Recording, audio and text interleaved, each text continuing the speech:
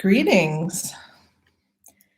Good evening. Happy Monday. Happy Midwife Monday from me here in this little room.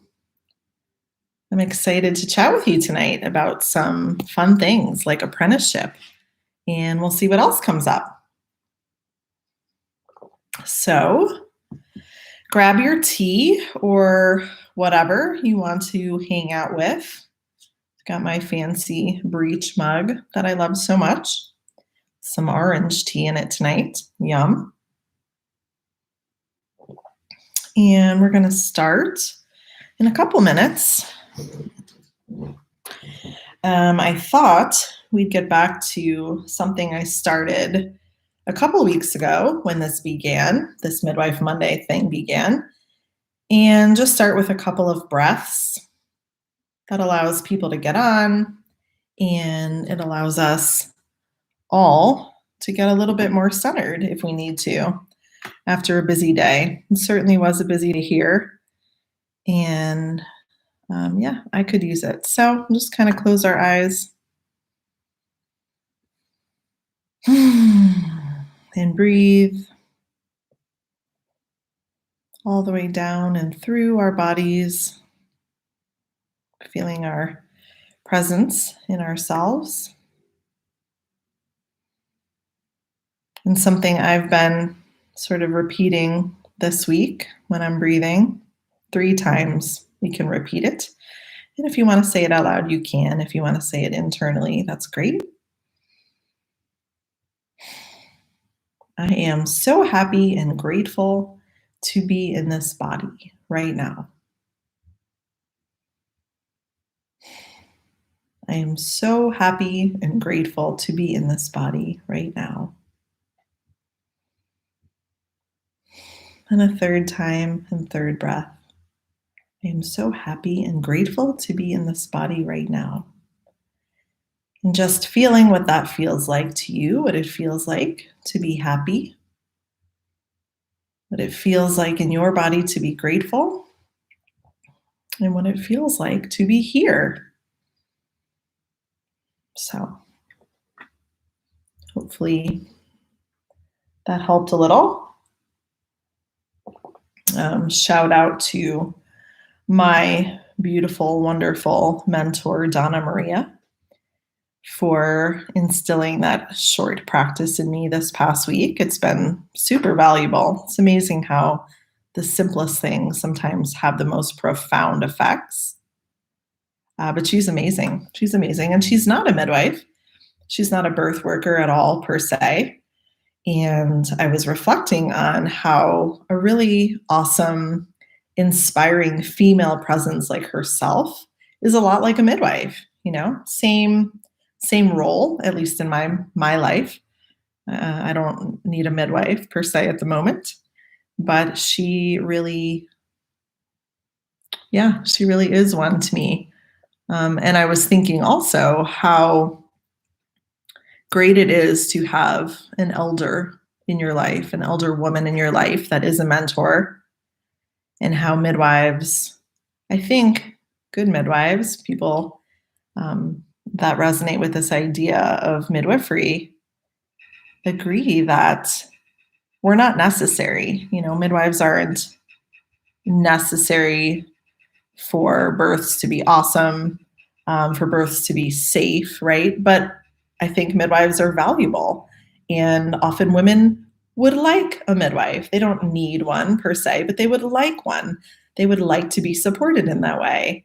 And that's how I feel with Donna Maria. So kind of goes across all of the roles in life. Don't have to be a midwife to inspire other women and support them and just be appreciated, So totally appreciate her. She makes my life better every single day, truly. So there's something weird on my screen that I'm sure no one can see. All right. Well, we're a couple minutes in here, almost 5. You've got your tea, and I was going to talk a little bit about apprenticeships, mostly because someone asked with some direct questions related. And I thought that would be a good topic. Apprenticeship, something we've talked a lot about already. We have lots of resources out there, but why not? This is a fresh take on this mysterious creature, really, called midwifery apprenticeship. So I'm not going to bore you with my own stories of apprenticeship. Um, they're mostly in our book, Indie Birth, A Story of Radical Birth Love, if you haven't read it. And the short version is I mainly apprenticed with 2 different midwives, and I went to births with a couple of other ones as well. So all said and done, 4 or so midwives that influenced me, but 2 were the ones who I spent the most amount of time with. And they were very different. They were in different locations in this country, and they practiced pretty much like night and day. And it was the hardest 5 years. It was very difficult on me. And I think it is on most people, which is definitely part of the topic of apprenticeship. It really takes dedication. It takes time, especially if you're doing it in this way, so slowly. 5 years is not a quick amount of time to be following some around and to be learning essentially this entire thing we call midwifery. It's stressful on a family. I was obviously having my own babies back then too. So I had babies 2, 3, and 4 while I was apprenticing. And by the time 4 was a couple months old, then I was done with the apprenticeship part. So I've been there, I've lived it. It's hard, but it's worth it. And for many of you that are listening and know about how apprenticeship works and also how our school works, Indie Birth Midwifery School, we don't include an apprenticeship. We provide the online learning, a possible skills workshop. There actually just was one last night or this past weekend with Margot. And we can't provide apprenticeships because they are so personal and they are so individual, and it can be hard work for sure to find one, much less complete one. So first you have the finding, then you have the actual doing it and completing it. And it's a huge topic, and there's so much in there to talk about.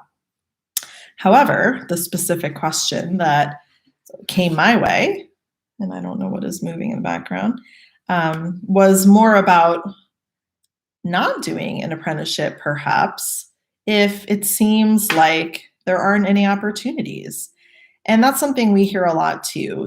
There aren't any midwives in my area, or there aren't any that would take me on, or, in our case, all of the midwives are licensed and they're really just not that interested in taking on a student who doesn't feel that way. So there are a lot of excuses, and some are valid, some are very real reasons. And then I think there's also just the hesitation, frankly, to get involved in such a personal relationship. So ideally, I think the relationship between, a student and a mentor midwife is personal, and it's close, and it's intense. And if you're going to births together and you're in women's lives together, I think that goes without saying. It's not this strictly professional thing. You're exchanging lots of memories together and forming bonds together. So it's just not something to be taken lightly. And as much as students sometimes feel like apprenticeship is something to just get done, just cross off the list, it's also an opportunity for a very unique kind of learning and a very unique relationship. So I'm all over the place, but it's not something to be rushed, and it's not something to be feared. However, it is understandable how it's intimidating. And I think that's part of the reason why many women don't do it, and maybe ultimately don't do midwifery. It's one of the more intimidating ways of learning, in a sense. And ultimately, I think the role of midwife can be intimidating to some people. So apprenticeships are so valuable. And I guess, for people that are wondering, should I or shouldn't I? For me, it wasn't a question. It really was not a question. When I was an apprentice, I was very, very grateful, honestly, even though I kind of stumbled upon my apprenticeship. And it wasn't easy, as I said, but it was totally worth it. And I can't imagine not having really been gifted that amazing experience. I can't imagine just having gone off on my own as a midwife at that point for a variety of reasons. A, I didn't have any experience really past my own births and maybe the handful of births I had seen. But that's not enough, of course. And in this kind of work, it's not like complications are coming up all the time. So it's really, a catch 22 in a way because you think, well, why am I going to births if I want to learn how to manage things that might need to be handled, but then I don't really see these things? Well, over time, you eventually do. So that's my experience. I don't think you can go to a handful of births and think, I know all the things. Babies come out. There's nothing to know. It's no big deal. And I'm not saying, there are people out there that are necessarily acting that way, but the value of apprenticeship is maybe not understood. So even if somehow you were really studied, you knew a whole lot, and maybe you had done several years of school and read all the books and had your own babies, even, there's still going to be so many elements and things that are outside of that experience that would make it very hard, I think, to be in the role of midwife without. And, that's the short version. So, yes, I think apprenticeship is definitely necessary. Is it easy to find? No. Can it be intimidating and kind of test our resilience and maybe all kinds of issues like if we think we're worth it or, our own values, our own structure? Yes, it will. And it probably, it probably will. It can and it will, but that's the nature of it. That's the nature of it for sure. Certainly, there are other kinds of trainings out there. And I do think apprenticeship is valuable. And I want to talk about some of the reasons why in a minute. But there are certainly other ways to gain experience and, training, hands-on training, especially if you're somebody that is concerned, rightfully so, that you might not have the skill set to handle anything that isn't outside of absolutely normal, the baby falls out. Because no one really needs any skills for that other than, knowing how to hold space and staying energetically clear and all of that good stuff. As far as hands-on, you don't need a whole lot when babies just come out. So it's not for those situations. But there's also more to apprenticeship, of course, than just emergency support and care. But other kinds of training, yes. People go to birth centers. People go to high volume clinics. People travel to a midwife that maybe isn't even that busy. I've had many people ask over the years if that was a possibility for them to come here. And sure, it's not off the table because I want to train more midwives.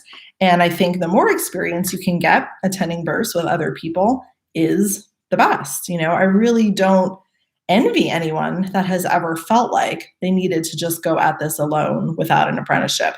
And I know people and I have friends that have, so I don't have judgment on that decision to just, call yourself a midwife and go for it. But I definitely think there are things to consider. And especially if you're younger in life and you have, plenty of time ahead of you to consider those options, I think it's silly not to. And again, I just kind of don't resonate because when I was a student, even having seen births, if my senior midwife, my mentor midwife had kicked me out of the nest, so to speak, I would have been terrified. I knew I wasn't ready to go to births alone. So I guess, people are just different. And I can respect that not everyone would feel that way, but I totally did. And I needed my full 5 years being in the nest before I was ready to do it on my own. So, there are a couple of ways that apprenticeship is really awesome and unique versus other kinds of trainings. And I think one for sure is just learning to live the lifestyle of being on call. So if you're not used to that, I don't know how you would just dive into that and be, fully responsible as a midwife when you've never had any practice. It's an entire lifestyle to follow a midwife around, which is what an apprenticeship is, and just have your life be in that ebb and flow that is birth. So you never know when the phone's going to ring, really. And there are obvious boundaries that you have to put on your own life, travel wise and time wise and energy wise, so that you can be available. So I'm not going to go on and on about that. Being on call is probably its own separate topic, but I think it's a really valuable way that apprenticeship can teach us and let us know if we're ready, A, and B, if we really want to do this thing ever on our own. I've totally had students and know of many people, very smart, amazing women who thought they wanted to be midwives, and literally they were on call for a week and it didn't work for them. It didn't work for them, and it doesn't work for everybody. It's a very unique way of living, and I think some people have to grow into it even, like they have to get used to it. And, I remember the very first time I was ever on call as a student and my phone didn't ring. Now, how embarrassing and horrifying is that? I don't remember why. It was a long time ago. Whoops. I don't know if I didn't have the ringer on or, whatever, but I wasn't prepared. I wasn't living that lifestyle yet. So it was highly embarrassing. And luckily, my midwife mentor didn't judge me or embarrass me. And I went on to, learn how to be on call. So that is a very valuable skill.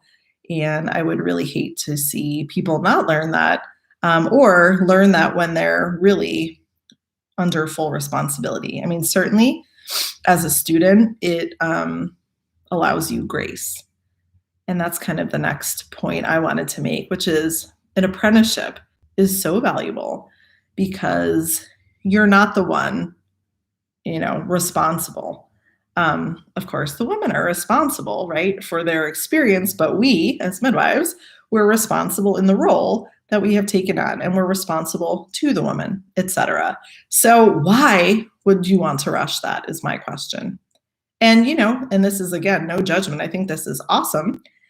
Some women who think they want to be midwives get in the role of apprentice or student, and they never leave. And that's great. They become the world's best assistants. And God, there's nothing like a good assistant. So, some people were meant to do this thing and some people were meant to do this thing. And being in that student role is, I think it goes without saying, right? So much less pressure. I won't lie. I think back on my student days and I think, man, that was nice. It's like being a kid at home, it's like being a teenager. You get to take advantage of the things that are there, like food, but you don't have to pay the bills. And, that's an apprenticeship in a nutshell. And I think that's a really awesome place to be because it allows you the opportunity to really soak in the experience without needing to act, without needing to make a choice, without really having it be anything about you. You're just there helping, observing, witnessing, and you get witness to so many things that are a true honor and that teach so much. So, as an apprentice, man, take advantage of it. Live up your apprentice life. I know it's hard. I know it's a struggle in so many ways. Financially, definitely that's one. But enjoy being in that place where you can just afford to help as you can and not have to sort of look at all the moving parts. And so that's another point. I think if you're a student midwife or maybe you have some birth experience and you're one of these people that's like, maybe I should just go out on my own. I can't find anyone. Maybe I don't need an apprenticeship. I just want to say, how do you know what you don't know? I think there's always that question because there's always things we don't know. But after 15 years of doing this, I can tell you that I was not aware of all the moving parts, even when I first started on my own as a midwife. I was not aware of all of the pieces of the puzzle, and I might still not be aware truly of all of them. But if you don't have the experience of watching and learning, then you have even less of an idea of all the pieces. And again, that's not to say it isn't the right choice for some people. There will be women out there maybe who maybe don't care. They're like, I want you at my birth. I know you're not a midwife. I know you didn't do an apprenticeship, blah, blah, blah, but you're the one. I want you to sit there. That happens. But if you're going to put yourself out there as a midwife without an apprenticeship, I just don't know how you could know all the pieces. There's just so many. So take advantage of it as a student. And the beauty of being a student too, obviously, is that you get to learn, and hopefully from different people. And you get to take what you want and leave what you don't want. And that is how you create your own vision, your own internal identification with this role of midwife. This isn't a term. And here's where maybe it seems like I'm disagreeing with myself. This isn't a term. This isn't a role that someone else throws on you, right? With a piece of paper. I mean, it happens. That's how a lot of people think you become a midwife.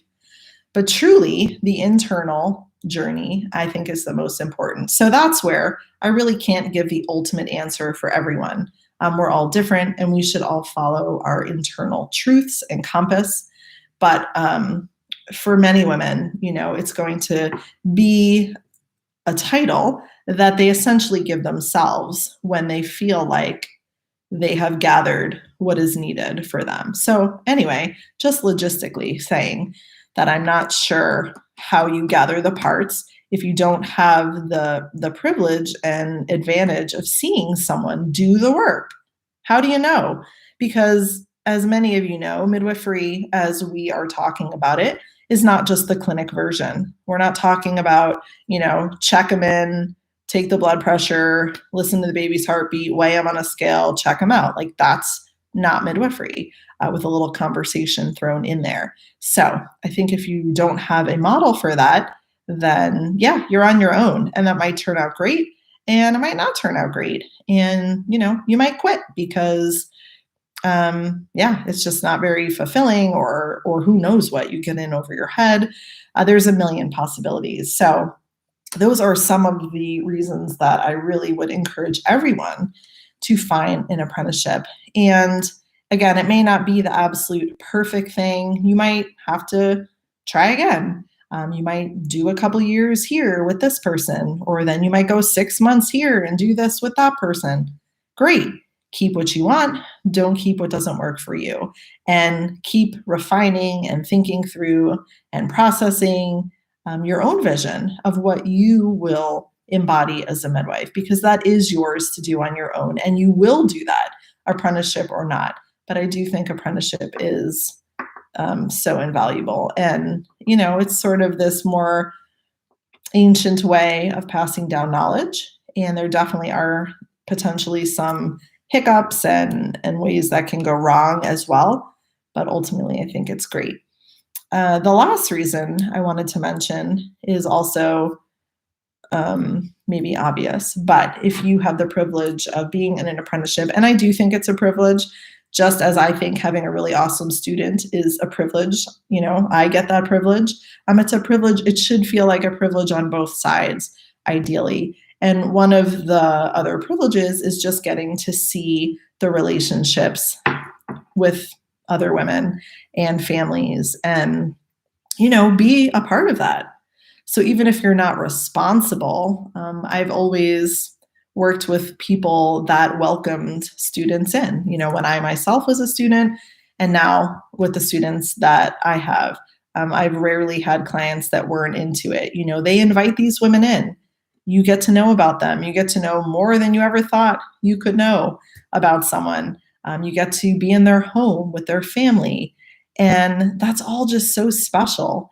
And not only is it special, but again, it teaches so much. So this version of midwifery is not the quick clinic version. It's the continuity of care version. And I think there's only one way you learn that, and that's by living it and doing it. It's just not something that you get quickly. We live in a culture where everything is done quickly, but this is not one of them. So in answer to the question, that's the long answer. I think take a breath, trust that the right opportunities will show up, and just keep working at it and embodying where you are right now in a way that feels really good to you and not getting ahead of yourself. There is no rush. I know we all want to do this work and we want to do it when we want to do it. But the universe knows the timing, and the universe knows what we need and who we need to be with and who we don't need to be with. That's like a side lesson. I feel like that's come up for me this week again. And it's not a new lesson, but just remember there's magic in timing. There's magic in timing, and there's magic in being where you should be, which of course is where you are, right? There's also magic in being, in not being, somewhere. So that kind of speaks more to working with people, I think, as well as apprenticeship. Being attentive to the energies that you feel in certain situations and with people can help direct you. And so you don't feel like you missed anything. You don't feel like you missed that opportunity or that apprenticeship or that client, because that was never where you were supposed to be in the first place. So it's definitely a change of perspective. And I think we're dealing with the feminine essence, essentially, so much of the time in this work. Makes sense. So as opposed to a more masculine presence, which knows there's a timeline and there's a direction. And that's another thing that's come up for me. I should steal Margot's idea of pulling cards. No, I'm not going to, but I do use cards quite a bit. And I have a really nice new deck. Thank you, Honesty, if you're listening. And these cards are very magical. And that was one of the cards, was direction. And the message, as I took it, is that sometimes there is no point A to point whatever, Z. It's really a meandering. And so trusting the path and learning what you need to learn, and trusting that when you're ready to be in the role of midwife, you will be that, and you will feel that, and your community will think you're that. So I know that's maybe very Pollyanna, but since someone asked, that's my response here, and that took a whole half an hour. So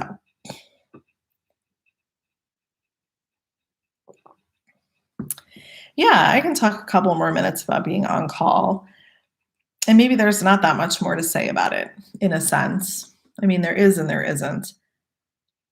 Yeah, I've been on call for so many years. It's like I have to remind myself what normal people do, although I'm not right now, and I'm very grateful. In fact, I just said to my husband the other night or other morning when I woke up that every night, literally every night, when I wake up in the middle of the night to feed Rumi or get up to go to the bathroom, I'm grateful. I say to myself, oh my gosh, this is so great. My phone could not ring tonight. Like, it's not even on. There's no one that would call me. How wonderful is that? And I recognize that that's kind of funny. And like, maybe it's actually dysfunctional. I'm not sure. But I've been on call for so long that it's a stark contrast. And it feels really good to know that that's not going to happen.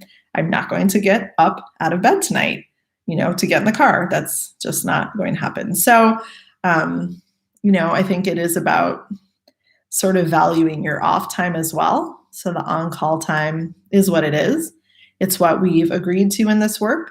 It's not necessarily the best part, honestly, of being in this work, but the payoff is there. The payoff is there for obvious reasons, for being witness to amazing power and beautiful births. Makes it worth it. It's kind of like being up all night with a baby. It's really not the most wonderful thing, and it makes you tired. But when the baby smiles at you, right, it's suddenly worth it.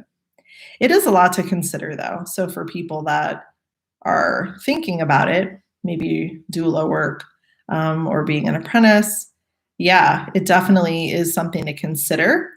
And I think there's lots of areas to consider now that I'm thinking about it.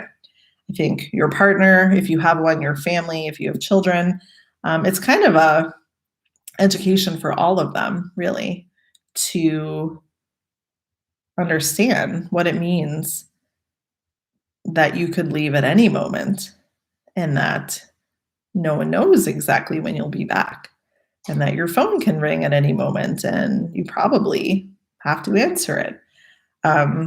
Yeah, those kind of things. Prepping a family, getting everything in order, childcare, whatever you need to make this work or to just give it a try. And for me, my kids, I only had 2 kids when I started, so most of mine have just this is their life. They don't know they're living the on-call life, they're just living their life, and this is the way their life has always been. So they know that if I have to leave, I'll be back, and if we had something planned or whatever, that I'll make it up to them and that we'll do it at another time. So, little things like that. Of course, there are other things to figure out, financial, jobs. Some people really struggle figuring out how to make money if they can't have a reliable schedule. These are all things that you can think about. And then finally, and I'll probably leave it at this for now, just really taking good care of yourself, really considering what it means to feel healthy, to be up to the task, the crazy task of possibly being up for several nights in a row, for driving in the middle of the night. And then, you get home from a birth and you may or may not be able to rest. You might be with your kids all day, right? So there's all kinds of topics that go into that, and whatever feels good for you to keep yourself feeling really well, eating really well, moving really well, doing all the things so you're like in tip-top physical and emotional form. Meditating, making sure that even though you have this crazy life, you are giving yourself plenty of time to just be, to breathe, to feel what's going on in your own body, because it truly does affect, the work that you're going out to do. And then, of course, having great ways and people possibly to decompress with and, to share experiences with. And it just keeps going.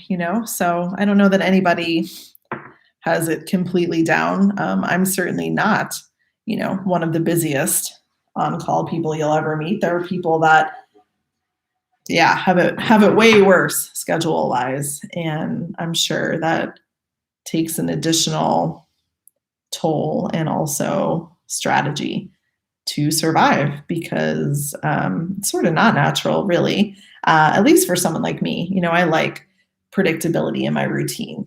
So I rely on that when births aren't happening. Like right now, it feels really good to have all the things happening mostly the way I want them to, and I see them happening for me in my life.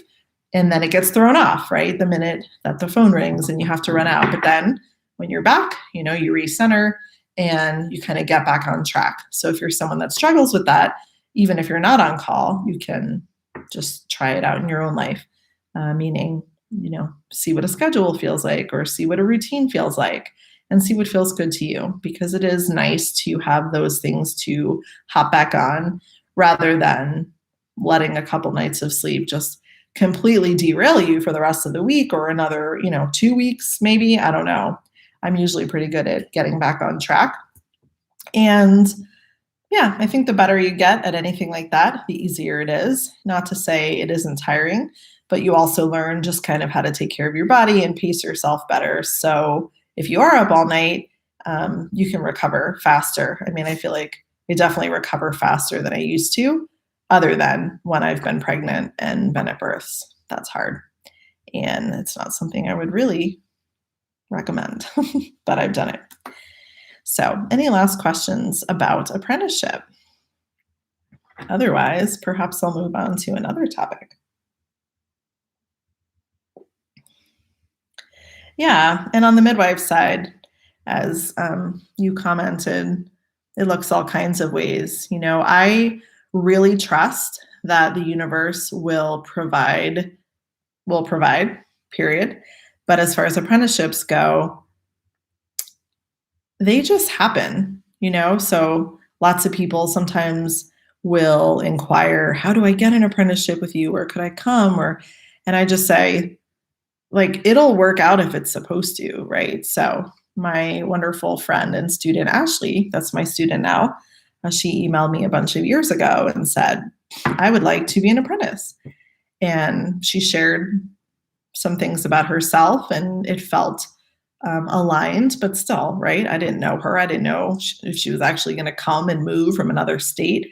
And I didn't put any stock in it. It was like, well, if she actually moves here and, she shows up, then I would welcome her. And I didn't say that initially. She did come to visit first. And when she was here, yeah, I said, sure, if you guys want to move here and you want to do this, I have an opening and I would love for that to be you. But you don't know. People go away and sometimes things mess up their plans. Sometimes they think they're going to move and they're not. So I just leave it up to the universe. If it appears and it feels right and there's that space, then it's the right thing. And it's the right thing for as long as it's the right thing. And of course, you all know, I'm sure, that Margot was a student of mine. She was my first ever student. And it's funny to imagine now, just because we're not in those roles together anymore. But she was a fabulous first student. So I also think it's hard for probably students to live up to that, because Margot at the time didn't have children and she was super reliable and smart and all of the things. And she stuck with it. And obviously, is a midwife now. So that's the other thing. And I don't control that either. You can have the most wonderful student in the world, so smart, so capable, and they don't do it. They're not supposed to do it, or they're not supposed to do it now. And it's not my job to make it happen. It's not my job to force it. And, on the other hand, not every relationship is right ever. They're not always right with clients and with apprentices. And sometimes you got to do what you got to do, and it's not worth going on in that relationship for all the reasons, again, because it is such an intimate, personal thing. And so, yeah, most of us end up experiencing pretty much all of those things. And if we're lucky, we do align with the students we have and they feel aligned with us. And eventually they become midwives. And I'm so excited for that to happen. I think we need more midwives everywhere. And I would love to have more people to work with. So that really is my goal. But I can't make it for someone. Yeah, there's a lot of dysfunctionality. Is that a word? Around apprenticeship. I will totally attest to that. There's abusive situations. My apprenticeships were not, well, the one was pretty good and felt healthy. And then the second one had a lot of things that were not healthy about it at all. And to be honest, I, at that point, just had to finish, like, for myself. I had to tough it out. And it affected me greatly. It affected one of my births, my own personal births, greatly. And that wasn't fun. It wasn't fun. So I definitely know that. And I'm not perfect. I'm sure I've not been a perfect preceptor in all the ways. Definitely not. But striving to not abuse people is very high on my list, and not traumatize them, even though, I'm not completely in control of what that means to someone. But yeah, just being a nice person. And if something isn't working out, then, being an adult and dealing with that, but not treating an apprentice like a slave or a dog, or, treating them horribly. That's not nice. And it really doesn't help teach anybody anything about midwifery. So I think we all need to be civil and really strive for, as equal a relationship as possible. Like, we're all people and we're women, and there's no reason that, we can't even be friends in those relationships. Although sometimes it doesn't feel right. And it, I think, is also perfectly acceptable to just, treat it as sort of a working birth relationship, because it is so intimate. Sometimes, I can think of the people that were my preceptors. We were friendly, but we certainly weren't like best friends. I think that happens too. So, yeah, I think learning from our own experiences and our own traumas is important. So we don't pass that down. It's so much like parenting. We don't want to pass down the shitty parts or the hurt parts of ourselves. And we want to try to do better. We want to try to be better teachers, better receivers, and always recognizing that, yeah, of course, students are amazing and smart, and there's so much we can learn from them. So it should be ideally like a giving relationship and a receiving relationship on both sides. It's just different, who's giving and receiving what, maybe at any which moment. But that's the hope. That's certainly the hope, I think, for apprenticeship going forward. And of course, as our school continues to grow, we sure hope that the more midwives that are created, the more really cool apprenticeship opportunities there are, right? That would make sense. And we can maybe bring it back to a healthier place overall, since, yeah, there's definitely some sadder and crazier stuff going on. So I think that's it about apprenticeship. That turned into a nice long talk. Any last thoughts on that? Feel free to just chat them. And I don't know, seems like kind of late date to go on to another topic, but what should it be? What should it be?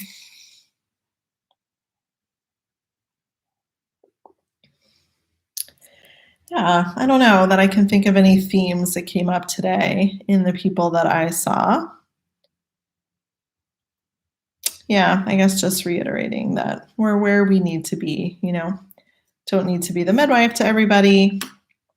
And I certainly wouldn't want to. And we just never know. We just never know someone's path and what they need. So, yeah. Anybody have another short topic?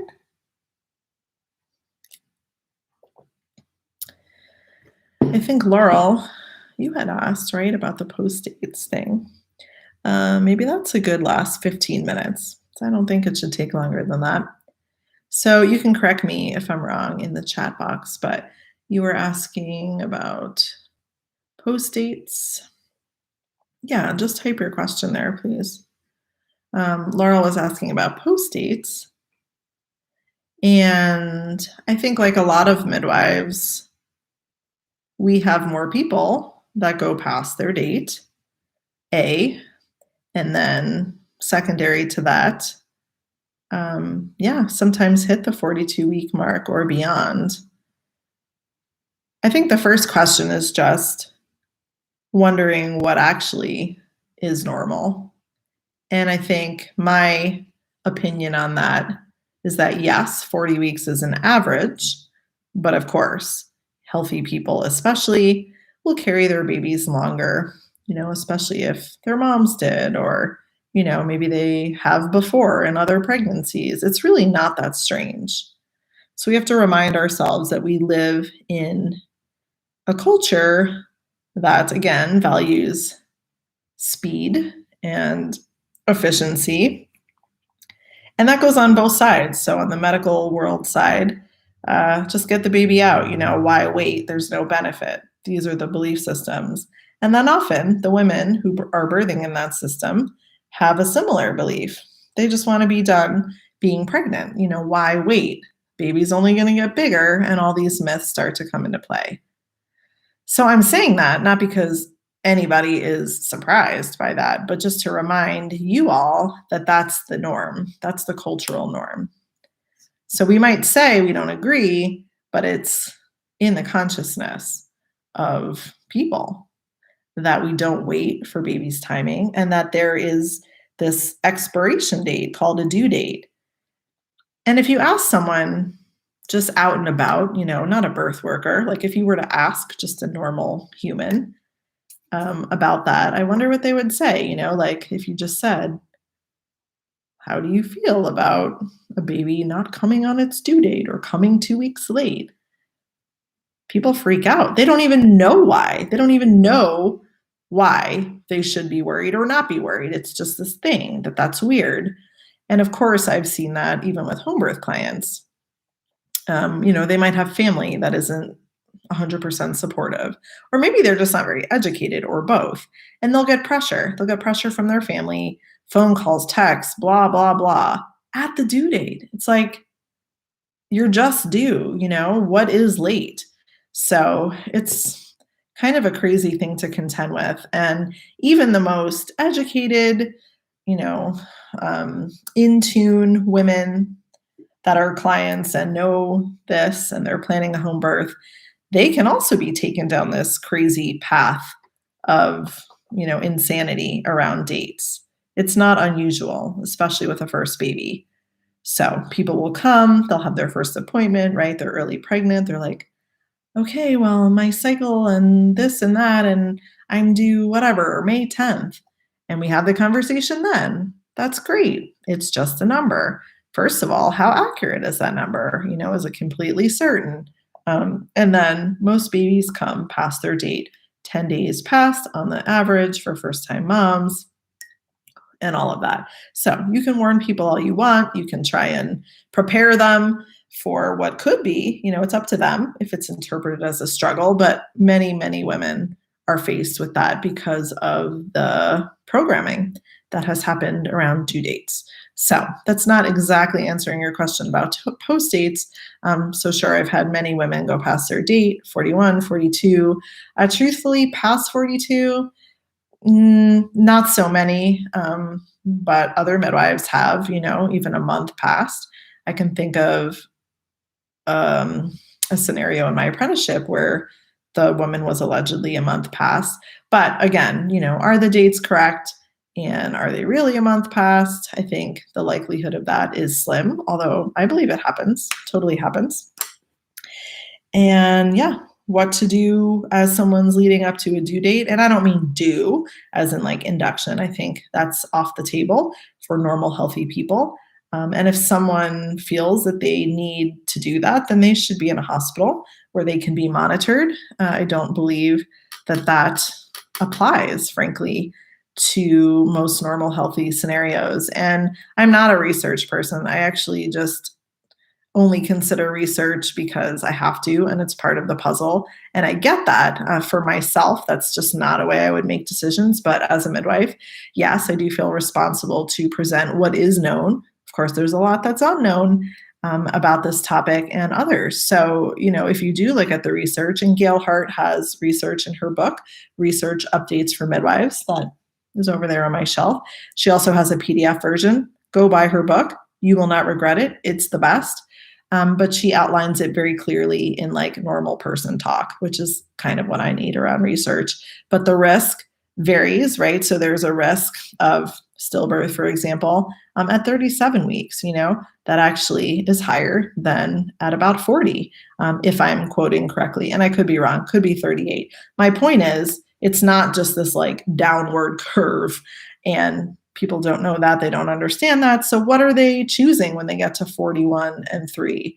They're choosing based on pressure, outside pressure, probably from family and possibly from their midwife or doctor, around rules and regulations that, aren't really evidence-based, which is why I don't like the term evidence-based, because it's not. There's no evidence to get a baby out at 41 weeks, other than the rules say the midwife can't care for a person after 42. So what is she doing? She's, getting the things going so that doesn't have to happen. So, when are we actually talking about risk, and when are we talking about political risk? Health risk, political risk. They get all jumbled up and mixed together, and women suddenly don't even know what's true. So I'm sure there are a lot of women out there that think in their brains there must be a danger to a baby past the due date, right? Of course there is, because the midwife last time, castor oil, the whole thing. So they're thinking there must be something. And there's all these myths out there. Oh, the placenta will stop working and all this nonsense. That said, things can happen at any time to anybody, to anybody's baby. So I don't think it's about protocol or even research. It's about connection, the connection the woman has with her baby, the connection you have as the midwife with the woman and her baby. And sure, maybe there is testing in order. Maybe there is a biophysical profile or a non-stress test. Maybe there is even going over and listening with the fetoscope and doing an acceleration test. I mean, it's not that we just sit back and say, oh, it's all nonsense. Every baby does fine after their due date. No, of course, there are scenarios that will pop up always. And I can think of one in my own practice. But honestly, I don't know. I don't know that it had to do with dates. Sometimes we scapegoat the whole date thing or the cord around the neck or the meconium or whatever it is. And we don't actually know. But yeah, this was a baby that was not doing well suddenly. So stopped moving a lot in utero. And, the mom recognized that. And I went over to check on them, and it very much sounded by the sound of the baby's heart rate that the baby was in distress and there was no labor going on. This was a pre-labor scenario. So yes, this baby is fine and thriving and a couple of years old, but did need to be born by emergency cesarean, which I was in complete support of. Not that anybody needed me to be in support of it, but it was completely appropriate. So weird, random. Did it have to do with dates or not? Yeah, she was past 40 weeks. But I don't know. I don't know about that. So I think it always pays to be attentive. If you're the mom and you're the midwife, you're being attentive because we don't control all the things. And if it was as easy as, a date, then that would be great, right? We could all just pay extra attention all the time at the certain point, but we should always be paying attention and doing our best. Yeah, of course, I agree, Kelsey. I think there is so much unknown, and I try to say that a lot. It humbles me as well, just to remind myself how little I know about anything, how little I know. I think truly the authority is the mother. And if a midwife has a job at all, sometimes we're sort of out of a job, people don't need us, and that's great. But I think just helping her connect with that is one of the best things we can do, because we don't know. We don't know better, and we don't know more. And we might have a skill set, that some people don't have, but it's also knowing when to use that. Yeah, so there is that political risk. And I think that's, I say this a lot on podcasts. It's that's a whole podcast. Yeah, that's a whole Midwife Monday, is political risk and how that feels for women. And, I've been in that scenario as a midwife, and it's not a nice feeling on that side either. So really, it's not a lot of nice feelings, and it's a lot of tension and, tension, I guess. And who needs tension around birth? So sure, if a baby isn't doing well, then they might want to get born, but the medical system is the best place for that. And that's something I've never understood about home inductions anyway. I'm not comfortable with that. In fact, my clients sign a paper very early on, a very long 10-page informed choice document that specifically says, I do not support home induction of any kind. And if a baby wasn't doing well, why on earth would you stress a baby out that way and not have the technology to, get that extra information about heart rate, et cetera? So it's not something I'm comfortable with. Although, and I mentioned this last Midwife Monday, there is a podcast I did with a former client, and it's called A High Risk Home Birth. And she's the only one in hundreds of births that ever did a home induction, but yet it was completely appropriate. So you'd have to listen to the story to understand why. And of course, it was my choice to support her in that too.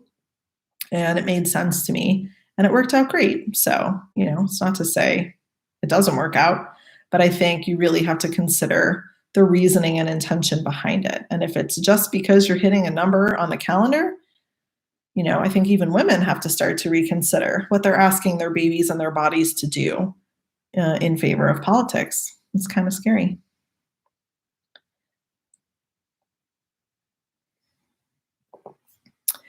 Let's see. Yeah, you're welcome, Sarah. Thank you for being here. Yeah, a few more minutes. Angela's question about getting involved with the birth community. It's hard, you know. I mean, women aren't always the nicest, right? We all know that. And clicks and gossip and backstabbing and all the fun stuff that people do to each other is very well and alive in many birth communities and specifically in midwifery communities. There's a lot of bullying. So I hear you on that, Angela. I think you just have to figure out what, who you want to be, essentially. I don't think there's a benefit to making friends or allies with people that you're truly not aligned with.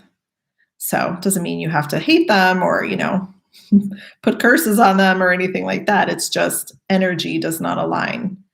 And when we don't honor that in ourselves, my experience is we get, in situations and relationships that are dramatic and also not aligned. So for me, opting out of the drama in the birth world, like in my own local world, is something I very intentionally did. And that has been very valuable because I'm not a part of it. If there's drama going on or whatever, I don't know. I don't know about it. And I don't really care because I have work that I'm doing and I just don't have time for that.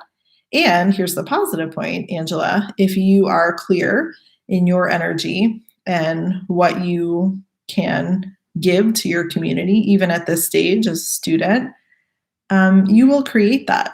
Maybe not tomorrow, but you will create that. And so here, I don't worry about hanging around with licensed midwives that I may not align with. I don't do that. But there are other women that have gone through our school or, our students, or maybe just want to come and hang out and they're willing to volunteer their time in one way or another. So other people come forward is what I'm saying. There might be a set community that feels really strong and cliquey and powerful, but there's always room for more, and there's always room for a different energy, especially if you're not vibing with that one, So here, for example, I teach the free workshop we made up, and we just did one last weekend. It was amazing. We had like 35 people in this room, all without masks on.